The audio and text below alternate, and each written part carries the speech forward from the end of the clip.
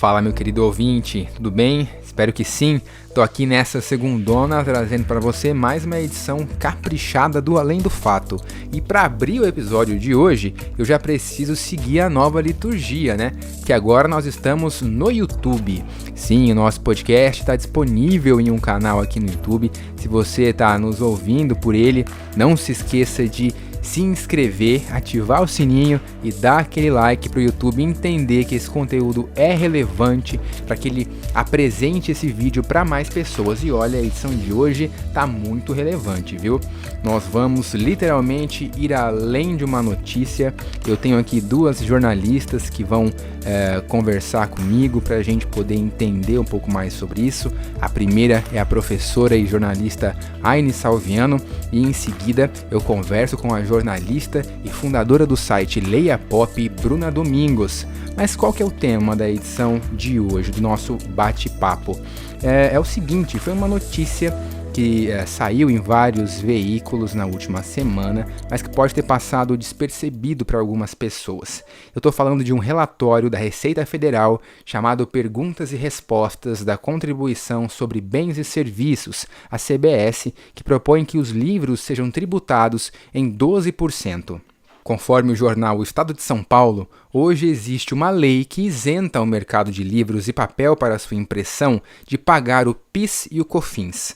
A equipe do ministro Paulo Guedes propõe substituir as duas contribuições federais pela CBS com uma alíquota de 12% e acabar com os benefícios fiscais, incluindo o concedido ao mercado editorial.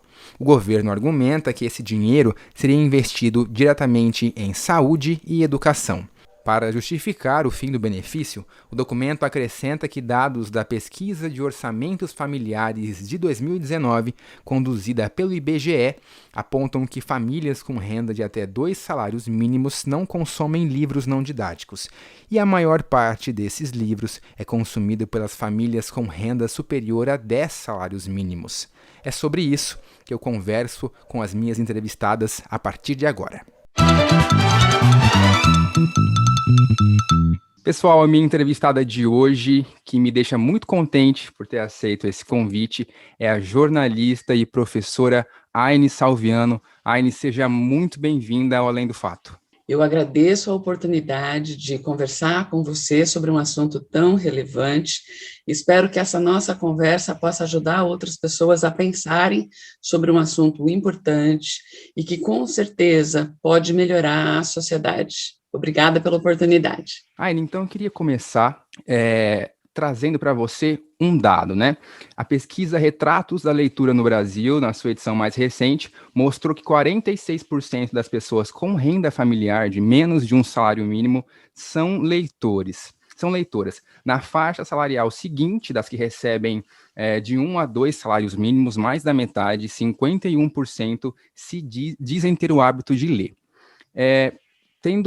Partindo desses dados que eu trouxe agora e tendo a argumentação da Receita de que as famílias com menos de 10 salários mínimos não têm o hábito de ler livros não didáticos, como você, uma professora que está em contato com a leitura o tempo todo, recebeu essa intenção do governo federal? Com bastante surpresa diante de um trabalho muito superficial de análise de dados.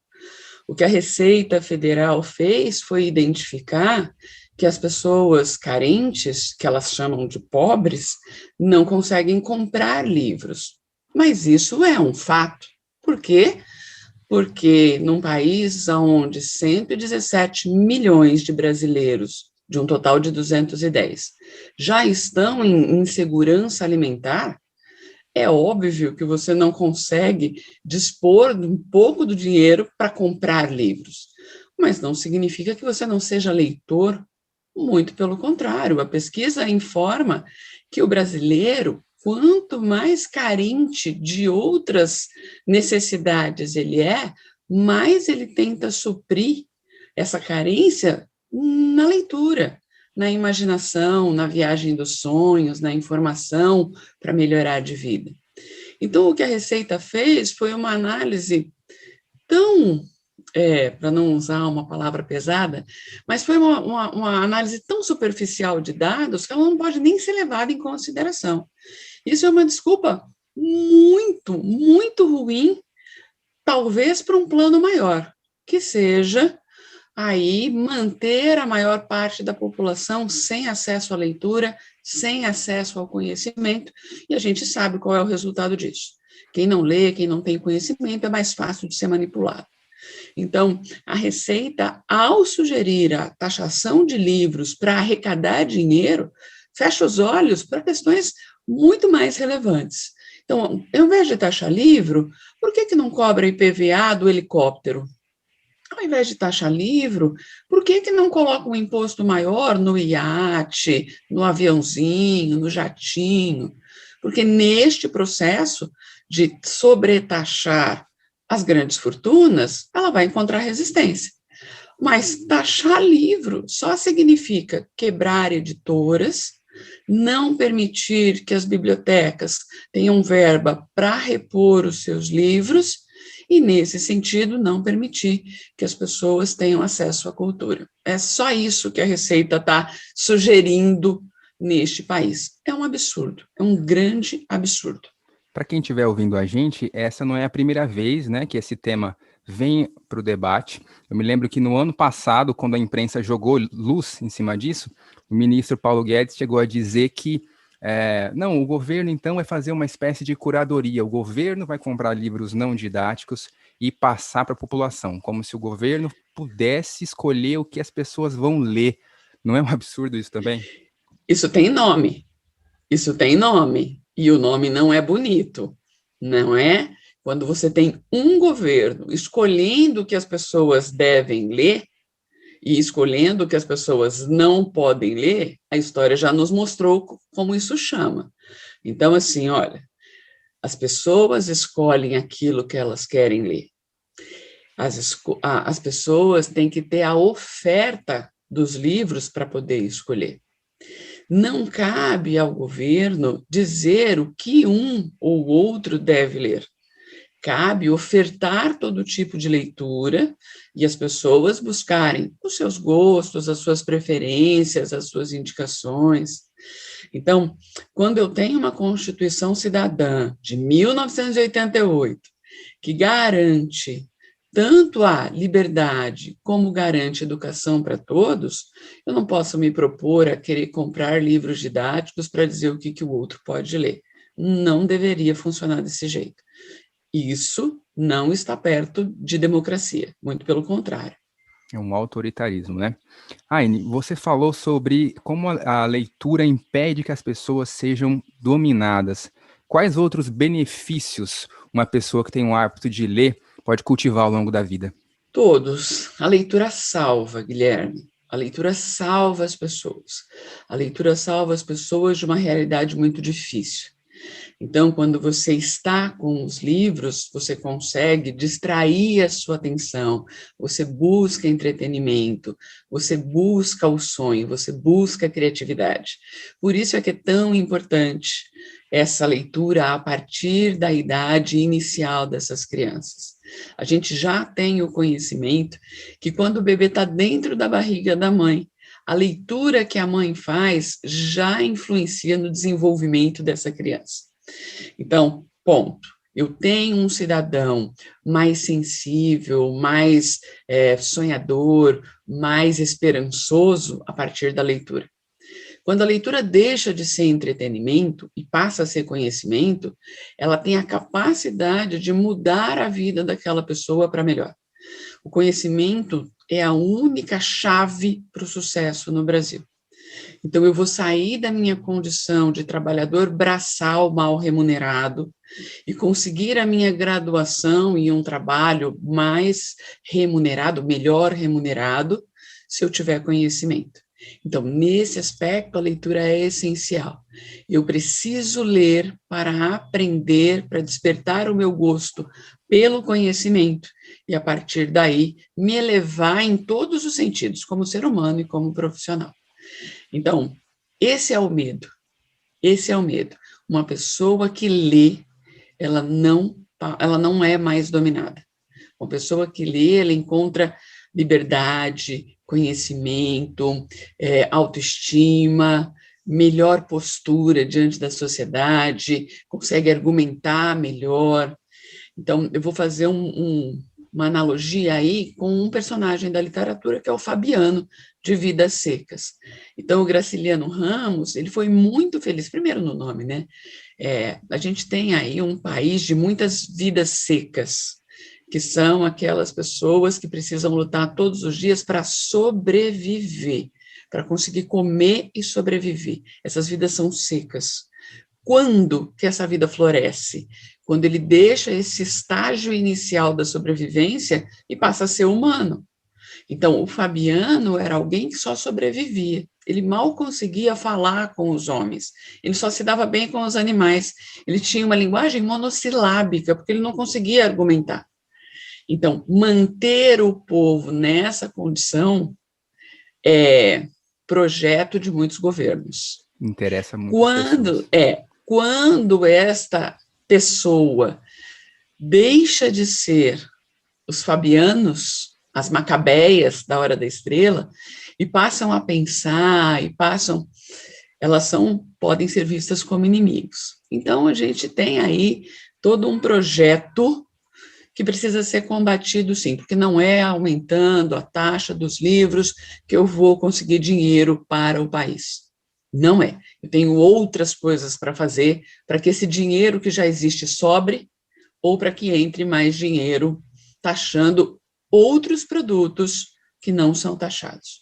É uma visão, me parece uma visão um tanto elitista quanto estereotipada, né? Porque você compartilhou essa semana uma matéria da Ilustrada, da Folha de São Paulo, eu até separei uma frase aqui do personagem da matéria, ele fala: ler livros economiza tolices. Seu Osmair Garcia, ele é coveiro na cidade de São Paulo e é formado em filosofia no Mackenzie.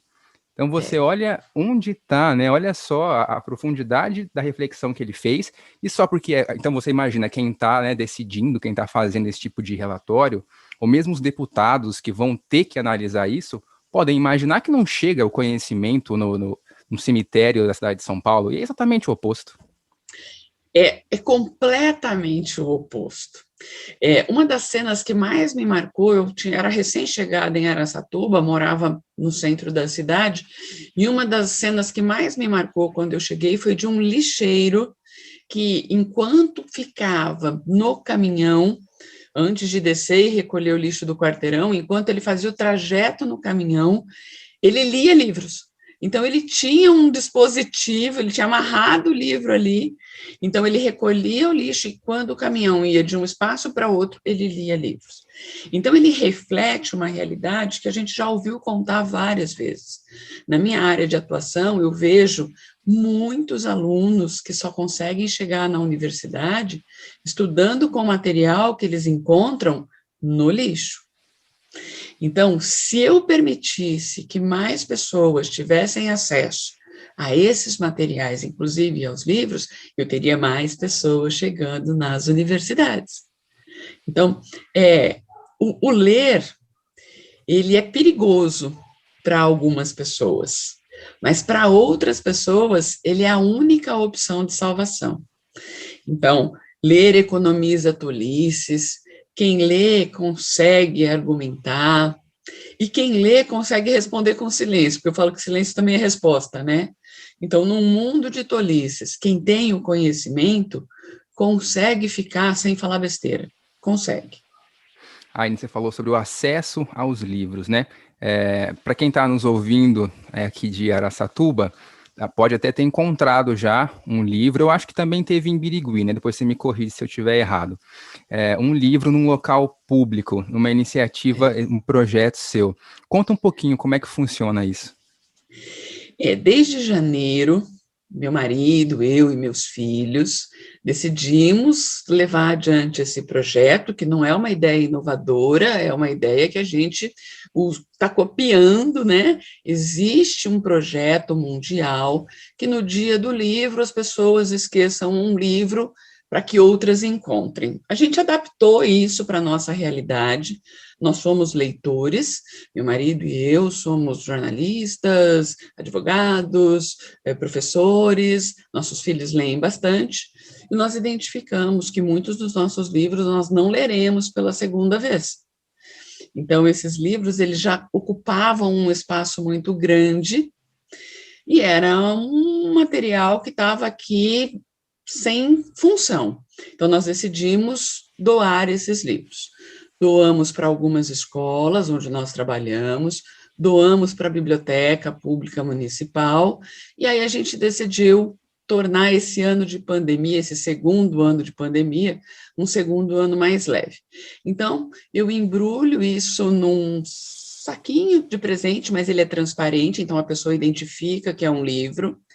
Na capa desse livro tem um bilhetinho nosso, dizendo que é um presente, que pode ficar com ele, se ele desejar. E são livros que a gente espalha pela cidade, tanto em Araçatuba, onde nós moramos e trabalhamos, como em Birigui, onde nós trabalhamos também. Então, esses livros ficam embrulhados no carro, a gente passa numa praça e deixa um livro, a gente passa num ponto de ônibus e deixa um livro, a gente passa e deixa um livro. Aonde a gente identifica que existe um público que pode querer receber esse livro, a gente deixa como forma de presente. Foi a maneira que a gente encontrou de dar um livro para alguém que interesse pela leitura. Então, assim, e é justamente isso que a gente precisa entender, que o acesso aos livros, ele precisa ser facilitado de todas as formas. O livro novo, o livro que não é novo, mas está em boas condições, porque esse que a gente entrega é assim, é um livro que já foi lido, mas ele não está grifado, riscado, ele é um livro em boas condições. Então, esses livros que estão aí na estante só para você tirar pó, não precisa ficar aí. Você não vai ler de novo, pode doar, pode dar para um parente, para um amigo, para alguém que você não conheça, enfim. Eu adoro a sensação de quando alguém me diz assim, me empresta tal livro? Eu falo, opa, é porque quer ler, né? Então, tome. Aine, voltando um pouquinho no assunto, na sua opinião, ao invés de mexer nessa carga tributária, quais ações de incentivo o poder público, aí eu falo municipal, estadual, federal, poderia propor para incentivar a leitura? Por exemplo, Araçatuba a gente tem uma grande biblioteca, né? Biblioteca Rubens do Amaral. Tem cidades aqui da região que não contam com biblioteca pública municipal. Mas ainda é um bom instrumento, isso deveria ser disseminado pelos bairros. Qual que é a sua opinião? Olha, a biblioteca, ela é uma obrigação legal de todas as escolas. Todas as escolas deveriam ter bibliotecas, tá? Mas, infelizmente, nós não temos isso. Se você for olhar, fiscalizar, você vai perceber que mais de 50% das escolas brasileiras não mantêm uma biblioteca. Então, a primeira coisa que precisaria acontecer, ter bibliotecas em todas as escolas, todas. Além disso, o poder público municipal deveria ter a sua biblioteca municipal, grande, enorme, né, super bem organizada aí, mas também precisaria manter pontos de leitura, porque é muito difícil para um morador de um bairro, que já é um morador carente, ter que se deslocar ou pagar passagem de ônibus, ou para chegar na biblioteca, pegar esse livro e ir para casa. Então, assim, pontos de leitura que são menores do que as bibliotecas, nem gastam tanto essa estrutura de biblioteca, mas eu teria que ter pontos de leitura em todos os bairros. Esses pontos de leitura poderiam ser mantidos nas associações de bairro, nas igrejas, em ambientes onde houvesse essa responsabilidade de pegar emprestado, devolver, trazer. Agora, tem iniciativas que são fantásticas. Então, a gente já teve pontos de leitura numa das praças centrais de Araçatuba. Eu me lembro que quando o professor de inglês, o Arthur, revitalizou a praça com a ajuda de muitos empresários da cidade, existia ali um ponto de leitura. Mas porque não havia a educação das pessoas em entender que aquilo era público, e não era particular, então era importante pegar o livro, mas era importante devolver o livro, porque não havia essa educação, nós infelizmente não conseguimos manter esse ponto ali. No Parque do Estado já teve um ponto de leitura, inclusive numa cabine, que é uma cabine telefônica inglesa, né, super bonitinha, mas também era um ponto de leitura que não conseguia ser abastecido, porque as pessoas levavam esses livros e não devolviam esses livros. Então, eu acho que, inicialmente, todo mundo tinha que trabalhar pela campanha da leitura e pelo acesso fácil da leitura. E aí, a comunidade se engajaria em manter esses locais, a biblioteca nas escolas, a biblioteca municipal e os pontos de leitura espalhados por todos os bairros. Mas aí todo mundo tem que se engajar, não pode ser uma responsabilidade só das prefeituras. Tem que ser das prefeituras, tem que ser do legislativo, do judiciário, tem que ser dos clubes de serviço, das associações de bairro, das igrejas. É a comunidade trabalhando pela leitura. Sociedade civil, né? Às vezes as pessoas ouvem esse termo, sociedade civil, a gente vê nesse tipo de ajuntamento, né?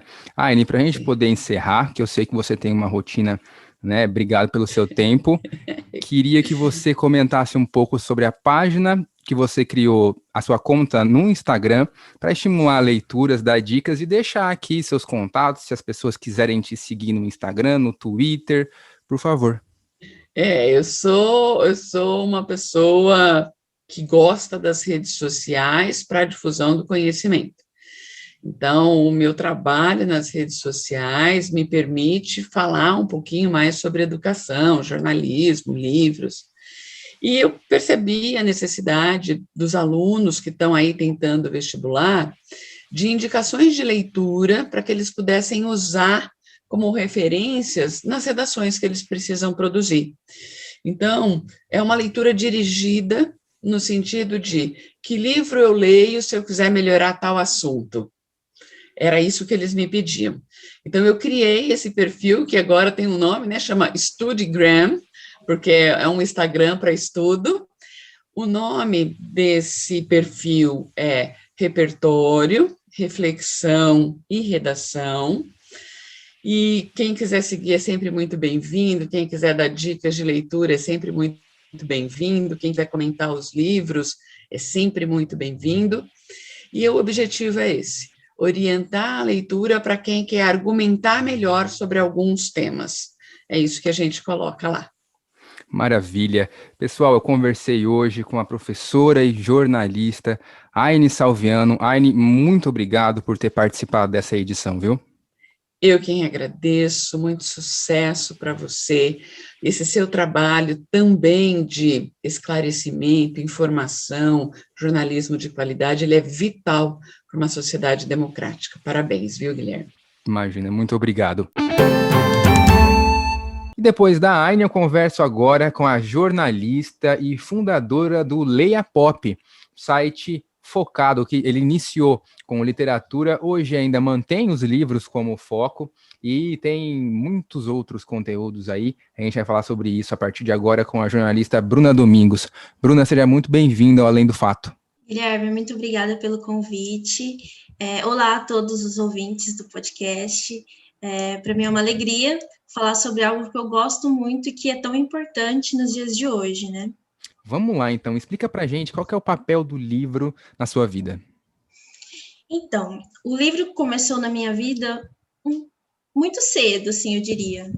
Muito cedo, entre aspas. Mas começou na adolescência. Eu tive uma grande influência de uma amiga, que é a Vanessa, e que ela escreve comigo no Leia Pop, inclusive. Quem acompanha também já viu. Ela tinha esse hábito de ler e de consumir cultura pop, e eu acabei sendo influenciada por ela, né? Comecei a ler, comecei a assistir mais séries e tudo mais. Enfim, mas o livro, ele, basicamente, tudo que eu faço hoje, tudo que eu penso, a minha maneira de ver o mundo, eu tive o livro como base, sabe? Como influência.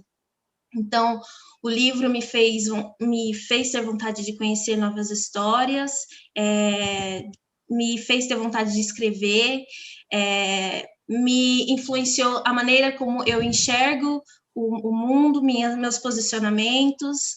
Você imagina, você tem todo o trabalho, né, para manter as suas resenhas, né?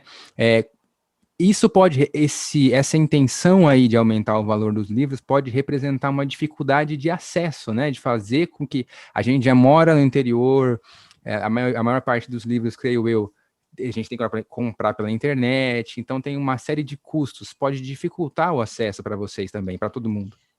Eu tiro do meu bolso as coisas que eu consumo, a maioria delas. Então, basicamente, por mês, eu compro uns 3 livros por mês, porque além dos que eu gosto de falar sobre, a gente, quando trabalha com blog, a gente precisa seguir o hype também, porque a gente sabe o que as pessoas procuram, elas querem ler sobre o que está acontecendo no momento. Então, elas vão procurar livros que estão em alta no momento. Então, para a gente não ficar para trás, porque nem sempre a gente consegue uma parceria com uma editora, a gente precisa comprar. Então, é aí que o impacto está exatamente ali, sabe? Na hora da gente comprar.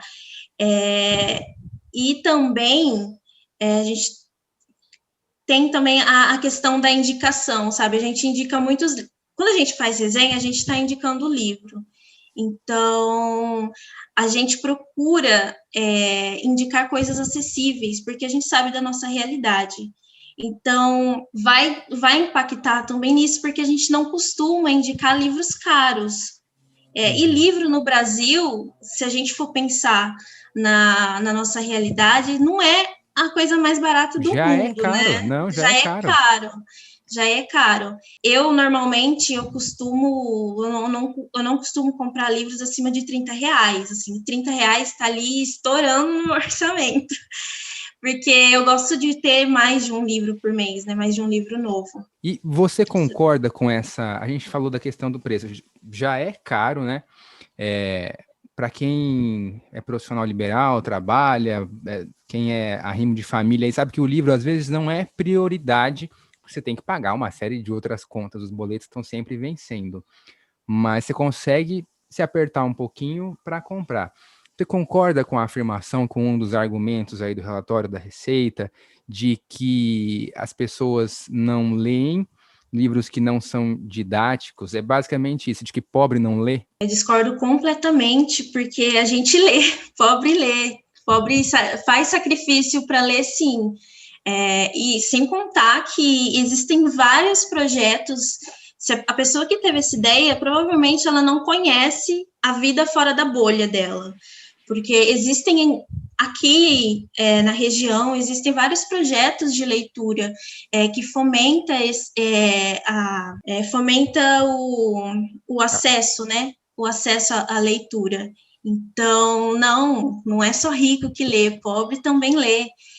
Eu tiro também como exemplo um projeto que quem está no Twitter deve conhecer, ou já ouviu falar, que é o Initeca, que começou como Tinder dos livros, onde pessoas com mais condições doam livros para pessoas negras que estão precisando. Então, tem essa troca também. Fora os clubes de leitura que, meu Deus, tem aos montes. Quando a gente tem propostas como essas, né, de você aumentar o valor do livro, você acaba deixando o livro um pouco mais elitizado, né?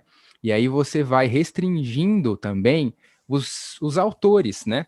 E você já fez campanhas, eu já vi, para que as pessoas lessem livros escritos por mulheres, também escritos por pessoas negras. Queria que você falasse um pouco da importância da diversidade. Nesse sentido, a gente bate bastante na tecla da representatividade, né? Ler mulheres, ler mulheres negras, ler autores não brancos. A importância que as pessoas, que no caso de baixa renda, pessoas pobres, têm a chance de se ver também em outros mundos, em outras histórias escritas. Essa é a importância. É uma oportunidade que eu não tive quando eu era criança, por exemplo, porque por mais que eu gostasse de várias histórias, ainda não era sobre mim, entende? não era a minha história que estava ali, eu não me sentia representada. E quando a gente fala de representatividade, de consumir autores não brancos, consumir autoras, né, a gente fala de se ver de oportunidade, na verdade, de ter a chance de se ver de outra maneira. Poxa, eu sou assim, tem mais pessoas assim. Se essa pessoa que é igual a mim chegou onde está, eu posso também. Essa é a importância da representatividade. Então, por isso que a gente, quando fala de livros, a gente precisa espalhar essa ideia, porque é muito importante que outros tipos de histórias cheguem para todo mundo, né? As pessoas precisam se ver. É o que você falou, né? Isso tem que ser espalhado e não deve ser restringido, né? A ideia Exatamente. é exatamente o oposto. Exatamente. E com esse tributo que estão querendo colocar sobre os livros, vai separar ainda mais.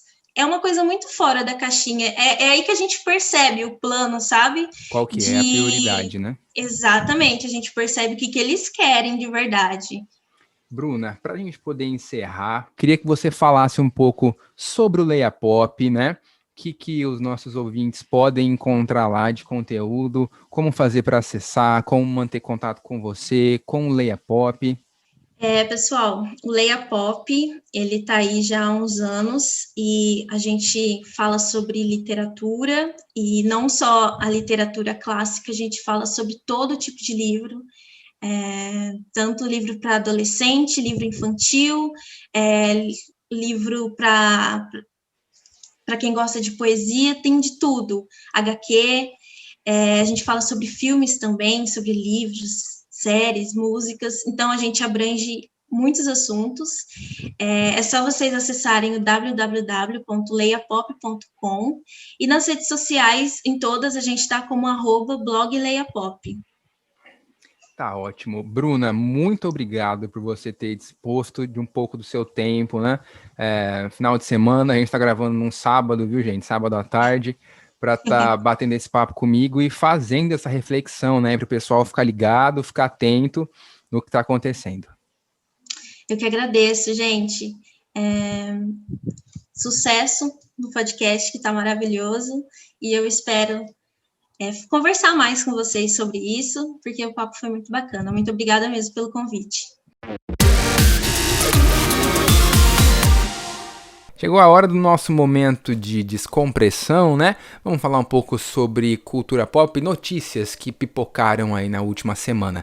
Na sexta-feira, o mundo da cultura pop e dos fãs de quadrinho veio abaixo com a confirmação do Aranhaverso no novo filme do Homem-Aranha, Homem-Aranha No Way Home, que estreia em dezembro, filme da Marvel. Isso aconteceu, gente, porque o ator que interpretou o Dr. Octopus no Homem-Aranha 2, o Alfred Molina, confirmou que vai participar do novo longa.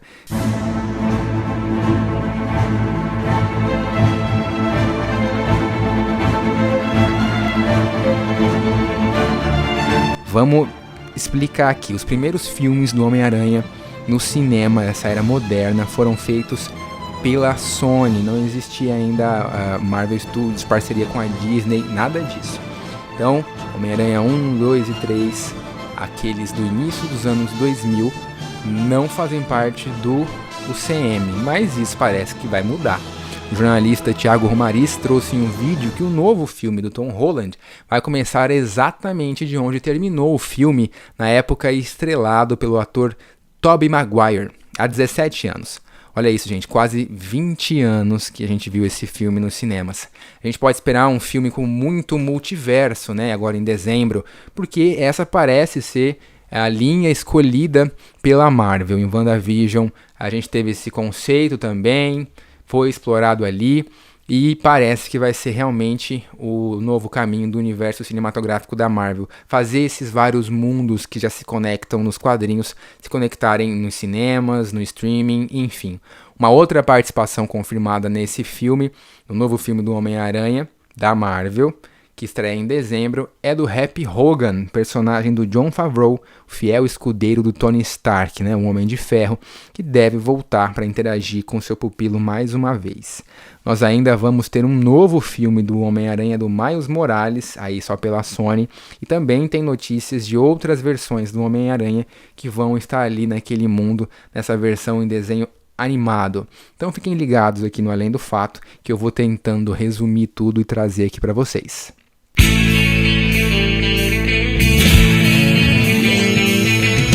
E fãs de Friends, aquietem esses corações. Olha só, a tão esperada reunião do elenco de Friends foi gravada na última semana, finalmente. A gravação estava prevista para acontecer no ano passado aí pela HBO, mas vocês já sabem em virtude do quê? Isso mesmo, pandemia precisou ser adiada para esse ano, mas aconteceu finalmente. Esse especial não vai ser um episódio roteirizado, onde nós veremos Chandler, Mônica, Ross, Rachel, Phoebe e o Joey quase 20 anos depois do fim da série.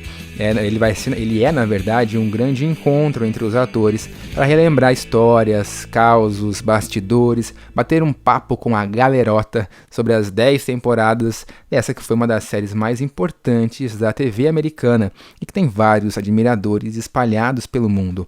João Marcelo gosta demais, um abraço, João, que está sempre ouvindo a gente. Smelly cat, what are they feeding you? Everybody! Smelly cat, it's not your fault. Agora, se você está se perguntando, Guilherme, que série é essa? Nunca ouvi falar. Amigos. Pois é, Friends estreou na TV americana em 1994. Aqui no Brasil, chegou a ser exibida em TV aberta pela Rede TV e pelo SBT no começo dos anos 2000. É uma sitcom naquele estilo clássico de risadas gravadas, mas eu gosto de definir Friends como um retrato do seu tempo, né, do tempo em que foi produzida. Na série, nós somos apresentados a 6 amigos que estão saindo da casa dos pais, começando a se virar sozinhos e são colocados à prova o tempo todo. O que eu mais acho bacana e o mais bonito é o laço de amizade entre eles, porque muitas pessoas que são filho único, não têm irmãos, acabam constituindo família e é comum você ouvir histórias de pessoas que vão morar sozinhos em outras cidades para estudar, trabalhar, enfim. E os amigos se tornam família, como na série. How you doing? How you doing? How you doing? E eu falei sobre a questão do tempo. Em Friends a gente consegue ver, por exemplo, o surgimento dos celulares, do computador, da internet. É mesmo uma outra época. Até revistas e jornais têm um peso muito diferente do que tem hoje em dia. A versão impressa, eu digo. Se você quiser assistir Friends de forma correta e legal, vai ter que conferir na TV por assinatura ou então esperar pelo lançamento do HBO Max, que está programado para acontecer em junho.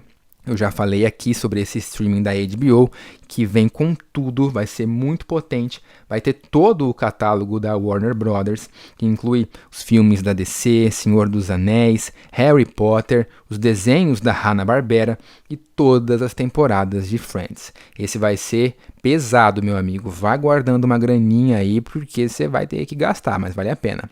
E claro, um dos carros-chefe desse lançamento será o episódio especial de Friends.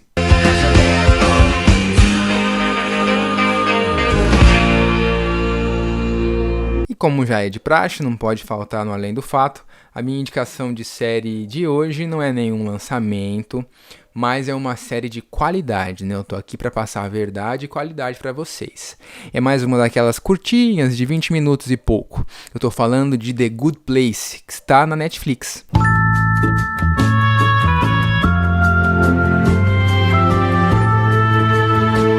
Essa é uma série de humor inteligente. Ela nos apresenta diversos conceitos filosóficos para discutir vida, morte, céu e inferno.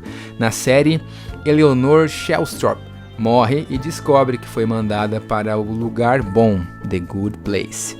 Mas acontece que a Eleanor acha estranho, porque ela não era uma pessoa muito boa, né? Ela não deveria estar naquele lugar, segundo ela. Então ela começa a tentar fingir que sim, ela deveria estar ali, mas ela vai percebendo que existem algumas coisas que fazem com que as coisas não corram como o planejado, né, o esperado de um lugar bom. Eu não quero dar aqui muitos detalhes, porque a série terminou recentemente e eu indico que você assista, pelo menos a primeira temporada, tá? Porque vale a pena. Essa série, inclusive, teve 4 temporadas e o último episódio é excelente, assim, é um dos melhores que eu já vi. Ele termina sem deixar nenhuma ponta solta, dá um final muito adequado à protagonista e conta ainda com a participação da Lisa Kudrow, que, coincidência, faz a Phoebe em Friends. Ela interpreta uma personagem também, é uma personagem real, só que aí bem calcada nessa proposta da série de fazer referências a filósofos, a sociólogos, enfim, a grandes autores da literatura. Fica aqui o registro, minha dica para você, The Good Place, está disponível na Netflix.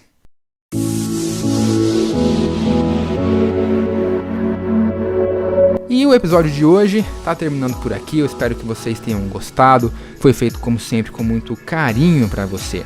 Mas eu quero saber se vocês estão gostando, agora vocês têm que me contar aqui no YouTube também, né? Como eu falei no começo, a gente está disponível num canal aqui no YouTube. Escreva para mim se você tem alguma opção de tema, de entrevistado, de convidado, eu quero saber a opinião de vocês, comenta aí. O Além do Fato está disponível no Spotify, Google Podcasts, Deezer, Amazon Music e agora também no YouTube. Aliás, eu quero agradecer o apoio de sempre dos meus amigos que já estão se inscrevendo e estão convidando os amigos para que também se inscrevam. E é isso aí, gente, trabalho de formiguinha. Vamos fazendo com que esse podcast chegue a mais pessoas sejam impactadas com as discussões, porque esse é o meu objetivo. Se você está chegando agora, está chegando pela primeira vez por aqui, dá uma conferida nos outros episódios. Eu já falei sobre fake news, vacinação contra a Covid-19, saúde mental, tem um acervo bem interessante já. Nos sigam nas redes sociais, nós estamos no Facebook e Instagram, Além do Fato Podcast. Me sigam também no Twitter, @Guilherme Leal, e ali ao longo da semana a gente vai conversando. O Além do Fato é produzido, apresentado e editado por mim, Guilherme Leal, para vocês. Eu espero por vocês aqui na próxima segunda-feira. Não se esqueçam, nós temos um compromisso e a gente se ouve. Até lá!